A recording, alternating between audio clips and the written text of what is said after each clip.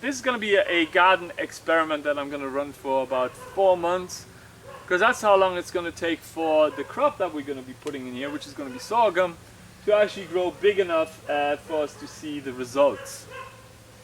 And I'll update you maybe with another video in between as well. Now, why am I calling this the second most laziest no-dig garden bed in the world? Well, because there is an easier method, and I do want to give credit where credit is due. It's called the Back to Eden method, and okay, in fairness, other people have been doing this way before, but it's good to coin a term for these things so people can actually find them on the internet. So Back to Eden method, check them out, and it's basically where you get bark mulch and you get your landscape gardener back in the truck, make sure that he tips it in such a way that you have a nice layer evenly across your garden bed, and you're pretty much good to go, providing that bark mulch has a certain quantity of smaller particles that can straight away turn into compost, and you know, the vegetables will be able to take those nutrients up, and as time goes and progresses, you will have the bigger pieces decomposing, and you'll get plenty of nutrients for your plants. I highly stress, no matter where you are, add a bit of charcoal powder into the mix. It's going to benefit you enormously over the years. It's well worth doing it at the stage where it's decomposing, so the nutrients can actually straight away go into the charcoal, and you're going to be pretty happy that you've done that. Now this method is really good. I did mention I was going to do a lot of talking. This method is really good for heavy clay soils with a cold climate. The reason for that is because when you're in a cold climate, you need a dark mulch. So of course bark mulch turns black, and in the springtime then you'll have a nice dark color that will actually draw in the heat, and your plants will really benefit from that. Second thing is heavy clay soils. You can actually do a no-dig garden bed in a heavy clay soils. I've done it by putting a 5 centimeter, 10 centimeter thick mulch on top, and then every year once I just put a fork in and just loosely rattle it around, and then maybe every 20 centimeters do the same. And that is kind of like the best of both worlds. You don't destroy the soil structure so much, so the life in the soil, the fungi especially, they're really important. But at the same time, now this stuff is really, really important for nature and the world. Like, it combats soil erosion, nutrient loss, so many things that's causing like a huge amount of destruction in the world to our only food source, which is our soil across the world. So I can't stress that enough, why this is important.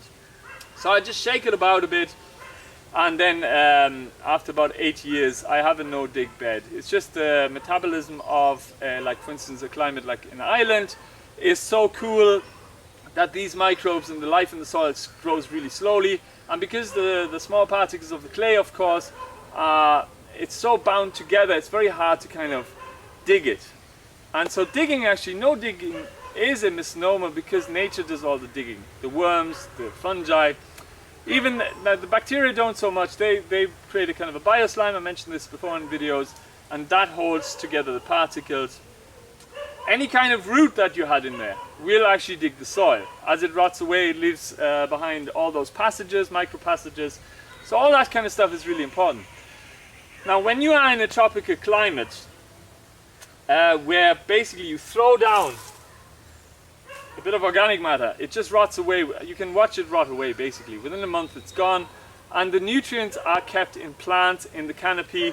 Most sandy soils will have very little organic matter in there, so you got to bear that in mind. So no digging is the only way to go. The only way to go.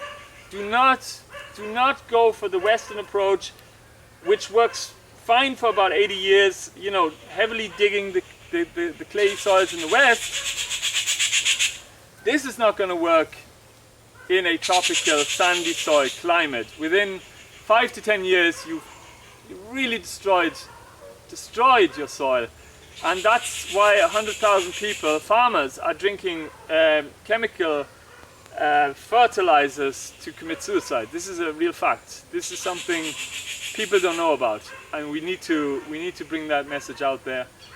We're going to now try out this no-dig, the second best method, giant dog blanket basically, and I'll fill you in what I did as we actually working away with it. Okay, so about, I don't know, about 4 months ago we sized this area, which means we just cut it with a scythe, let all the weeds lie on top, and then we put one layer of hessian bags down, which are pretty much freely available. They were a little bit rotten as well, which was okay. That killed most of the weeds, all the roots, and then what we basically did is about a week ago put down another layer of hessian bags, but made sure that they were in rows like this, so we have a gap in between each hessian bag. And I'm just putting a little bit of compost in there, just enough to give the actual sorghum a starting chance. So it'll be nicely covered. And I'm going to also sow a little bit heavier as well, because we have dogs here and they do like to run around on this sorghum. And then I'm just going to weed out the ones that look the smallest, and we should be good to go. Using this no-dig method, here in the tropics especially, is good because the sandy soil, the particles are way larger, you can see them with the bare eye. And so even when I'm stepping on this, it's not going to be as damaging as if you had clay soils and you want to do a no-dig garden bed method. Now you might be saying, well, you know, I've got a small area, so that's fine, you know, I can find enough mulch to do that. But what about big farming areas? And I remember even in the West, now in the tropics, this is not an issue. Let me come a bit closer and I have to shout. In the tropics, this really isn't an issue because your plants are about 10 times the size as they would be in the West. You know, you have coconuts, bananas, you have more than enough mulch to do no-dig gardening in the tropics, no problem whatsoever.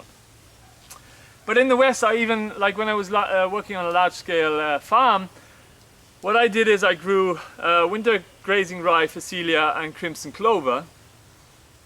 And when I actually left it like to grow to its full size, it was about that high, and the bees were finished with the crimson clover and the phacelia, I just topped it with the tractor, and basically I ended up with that much of a mulch, a living mulch, thick mulch on top of the soil, and I could plant straight away my little pots into it, which is really, really amazing. So there are methods of doing it. In the US actually, some large-scale farmers are starting to roll their crops and then planting into that.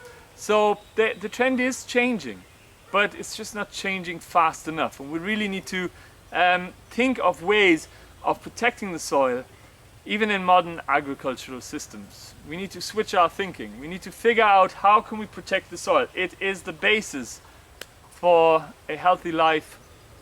Plenty of nutrients for not only human beings but also our animals. One last thing I'll leave you with this and then we get to sowing. Is I remember when I was in Ireland, I had my own raised organic chickens and of course my own raised organic bees. And the old people who were like 90 would come to me, especially because they would say, wow, this is how an egg used to taste like. This is how the honey used to taste like. And it's just something different about it. It just tastes so much better. So many more nutrients in it. And it's just something that would benefit all of us if we actually went for it. Now I've been no digging in climates that are especially difficult for it for over 20 years. And I'm going to leave you with my least successful no-dig garden, because that's also important to know. And that was basically where I had about half a field, about half an acre of an experiment, where I basically rolled out a lot of straw bales, and I cut all the weeds, you know, those big round giant ones, and I put down, in between the cut weeds, I put potatoes in rows. And then I rolled out these big round bales on top of it. So a big thick, how about that, thick layer of mulch on top. And did that in about, it was about April, I think. So over 15 years ago. And what happened is I had about 40% of a crop that I would be used to when I had dug. Which is to be expected, because I used a light colored straw which didn't heat up enough, and plus that, I couldn't believe it myself, but actual slugs, they just decimated the potatoes themselves. They started eating them. So the potatoes, being strong, actually grew through the actual straw and some of the docks and dandelions, and you will find that even here in the tropics or other places in the world, you have some weeds that are just really strong. So I just pulled them out, and I got about 40%, 30-40% of a crop from that, and I had to do very little. And I basically mulched the soil and incorporated a lot of organic matter into that heavy clay soil. Now we don't have that much wind here, so these little particles won't blow away, but as soon as it rains, because we're in monsoon now, and this is probably the worst time for me to be doing this in regards to having a crop. September would actually be better, but I want to move along with this experiment and doing it at the worst time as well.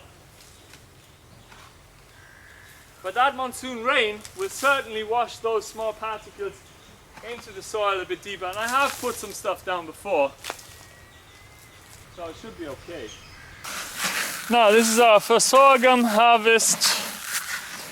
Came off enough seeds. We have enough diversity in there as well. So I'm just gonna put in quite a bit, and I'm just gonna sow it, and I'm gonna cover it afterwards by just kind of rubbing it. Now as these will, I don't want to sow too heavily either, but just enough that these seeds will actually have a good fighting chance against all the dogs and stuff like that, because I don't want to start weeding like crazy. But bearing in mind as well, this is why actually having softer weeds in your garden is not bad, because they will also photosynthesize and create sugars, and these sugars will then of course wake up all those bacteria. The bacteria will start making more nutrients, and will also bind the soil together as well.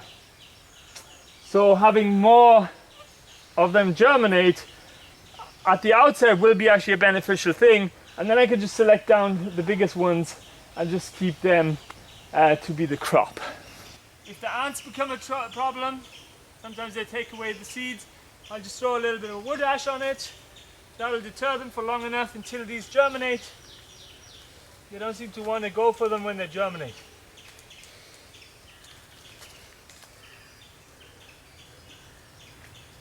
Actually, sorghum is a really healthy crop, full of protein. Certain varieties are full of protein because they have tannins in them which can prevent, I mean they all have protein, but just some tannins can actually prevent, some of them have tannins and they can prevent the uptake by humans, so, and by cattle.